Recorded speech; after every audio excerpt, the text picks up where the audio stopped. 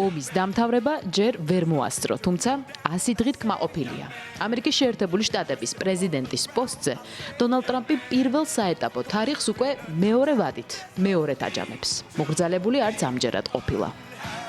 What the world has witnessed in the past 14 weeks is a revolution of common sense. რაც მსოფლიომ ბოლო 14 კვირაში იხილა საღიაზრის რევოლუცია. არ აქვს მნიშვნელობა კონსერვატორი ხარ თუ ლიბერალი. ეს ასეა. ესაა ყველაზე წარმატებული 100 დღე ჩვენი ქვეყნის ისტორიაში, რომელიც რომელიმე ადმინისტრაციას ჰქონია. და ეს მხოლოდ დასაწყისია. ოქროს ხანა ახლა იწყება.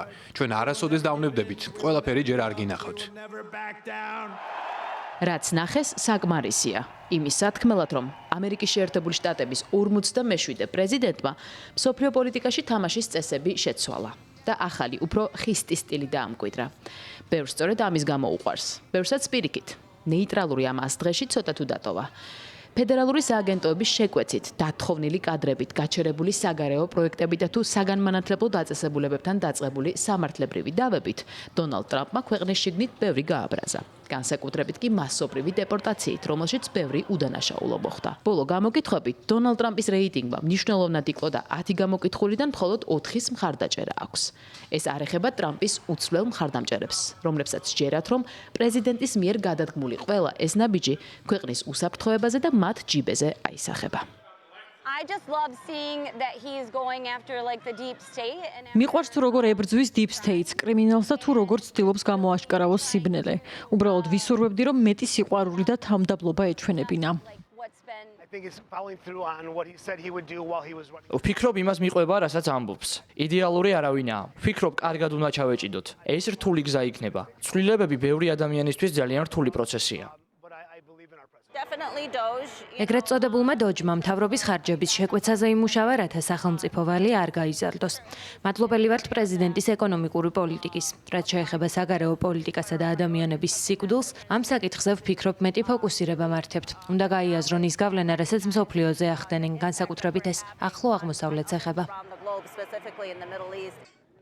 ღაზის სექტორიდან ისრაელელი ტყვეების დაბრუნების პირობა დონალდ ტრამპმა შეასრულა, თუმცა 10 წლეულების კონფლიქტის დასრულებაში ჯერჯერობით წვლილი ვერ შეიტანა. სულ ბოლოს მან ღაზაში ინვესტირება და ახალი ოაზისის მშენებლობა დააანონსა, თუმცა ამ იდეას რეგიონში დიდი ენთუზიაზმით არ შეხვედრიან, რადგან მასში პალესტინელების ინტერესი ვერ დაინახეს. თავარი კონფლიქტი დონალდ ტრამპისთვის გლობუსის სხვა მხარესაა. ხმამაღალი განცხადებების მიუხედავად, რუსული აგრესიის დასრულება უკრაინაში ტრამპმა ვერც 24 საათში მოახერხა და ჩანს, რომ ვერც 100 დღეში. გახმაურებული ზარი ვლადიმერ პუტინთან, სკანდალური დიალოგი ვოლოდიმირ ზელენსკისთან და სამშვიდობო მოლაპარაკებების დატოვების მუქარა. ეს ჯერ ისევ მიმდინარე პროცესებია.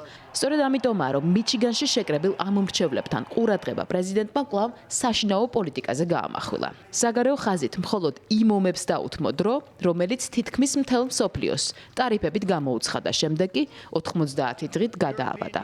ევროპის, ამერიკისა თუ აზიის ბევრი სახელმწიფოსგან განსხვავებით, გადავადება მხოლოდ ამერიკის მთავარ გეოპოლიტიკურ მეთოქეს, ჩინეთს არ შეეხო.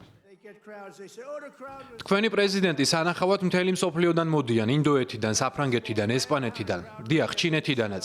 სურთ გაგვირიგდნენ და ჩვენს ვურიგდებით, თუმცა შეგვიძლია ეს არც გავაკეთოთ. ამასთან ჩვენ ვამთავრებთ კოშმარულ ინფლაციას. ვცლით ჩვენს მთავრობას უოუკიზმისა და ტრანსგენდერული სიგიჟეებისგან. ვაჩერებთ ჩვენი შვილების ინდოქტრინაციას. ჩვენ გადავარჩენთ ამერიკულ ოცნებას. ჩვენ დავუბრუნებთ ამერიკას ძველებურ სიდიადეს. Today officially marks 100 days of promises made and promises kept by ბოლო 100 დღეში დონალდ ტრამპმა მოასწრო და მექსიკის ყურეს ამერიკის ყურე გადაარქვა. დაძაბა ურთიერთობები კანადასთან, რომლისგანაც დღემდე მოითხოვს ამერიკის 51 შტატი გახდეს. გრენლანდიაზე გამოთქმული ტერიტორიული პრეტენზიებით კი დანიაც გაანაწყენა და თავად გრენლანდიელებიც. და ეს მხოლოდ ნაწილია იმ გამოწვევებიდან, რომელიც ბოლო 100 დღეში მსოფლიოს დონალდ ტრამპის მოსვლით დაუდგა. და ეს მხოლოდ დასაწყისია. წინ მინიმუმ 4 წელი და უთვალავი ამბიციაა, რომელზეც ხშირად თვითონაც ხუმრობს. As Pope?